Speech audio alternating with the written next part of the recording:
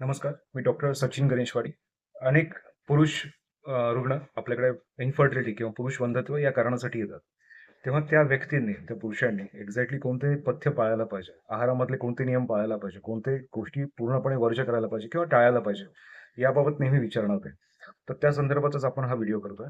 तर मुख्यतः पुरुषांमध्ये शुक्रजंतूंची जी निर्मिती आहे, ती जेवढी शरीरामध्ये जास्त उष्णता असेल, तेवढी जास्त पद्धतीने चुकीच्या मार्गाने ती जास्त अफेक्ट होतात. म्हणूनच जास्त जळजळ करणारे पदार्थ जसं की लोणचं असेल, ठेचा असेल, सिगारेट किंवा अल्कोहोल असेल, या गोष्टींमुळे जी शरीरात जळजळ तयार होते ती नक्कीच शुक्रजंतूंच्या निर्मितीसाठी हानिकारक आहे. तेव्हा या गोष्टी पूर्णपणे बंद कराव्यात.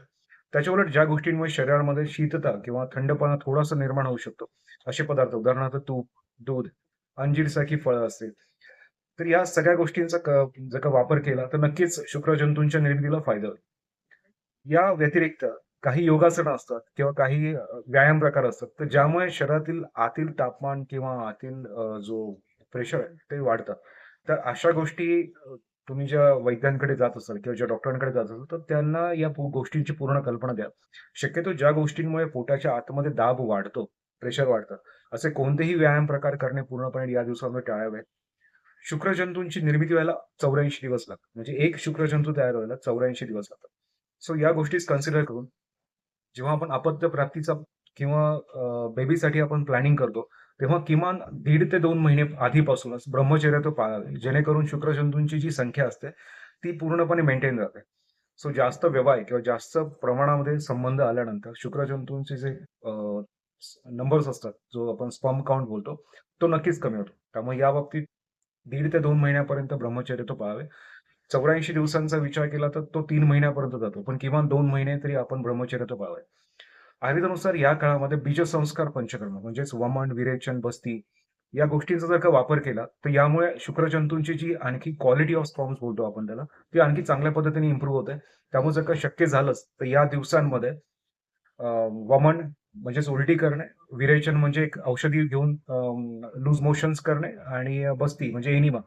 तर या पद्धतीचा वापर करून शारीरिक शुद्धीकरण, ज्याला डिटॉक्स आपण म्हणतो, तर या गोष्टी करून घ्याव्यात. जेणेकरून शरीरातील 7ही धातू म्हणजे रक्त, मांस, मेद, अस्थी आणि मज्जा आणि शुक्र या 7ही धातूंवर त्याचा चांगला परिणाम होतो. चांगल्या पद्धतीचे शुक्रजंतू बनल्यानंतर, शुक्रबीज बनल्यानंतर त्यामुळे जी अपत्य प्राप्त होते ती सुद्धा क्वालिटी वाईज खूप चांगली इम्प्रूव्हड असते. बरेचसे रुग्ण या पद्धतीने कन्सेप्शनच्या आधी काहीही त्रास नसताना कन्सेप्शनच्या आधी पंचकर्म करून घेतात. ज्याला आपण बीजसंस्कार पंचकर्म म्हणतो. ज्याद्वारे शरीरशुद्धी पण साधली जाते आणि स्पर्म्स किंवा शुक्रबीजांची जी क्वालिटी असते ती पण छान पद्धतीने इम्प्रूव्ह होते. तर यानंतर जे बेबीज किंवा जे प्रेग्नन्सीज राहतात त्यांच्यामध्ये इतर प्रेग्नन्सीच्या तुलनेने त्रास किंवा आजार कमी सापडतात. जे होणारं अपत्य त्यांच्यामध्ये सुद्धा क्वालिटी वाईज इम्प्रूव्हमेंट आपल्याला सापडतं. त्यामुळे नक्कीच आपण या गोष्टींचा विचार करावा आणि पथ्य पाळत असताना 1 ते 1.5 महिन्याचं ब्रह्मचर्य होतं आणि ज्या गोष्टींनी जळजळ होते, अशा गोष्टींचा पूर्णपणे वापर टाळणे आणि जे व्यायाम प्रकारामुळे पोटामध्ये दाब तयार होतो, जी योगासनं असतील किंवा काही व्यायाम प्रकार असतील जिममध्ये जाऊन, तर या पूर्णपणे टाळाव्यात. या गोष्टींचा आपण नक्कीच विचार करावा.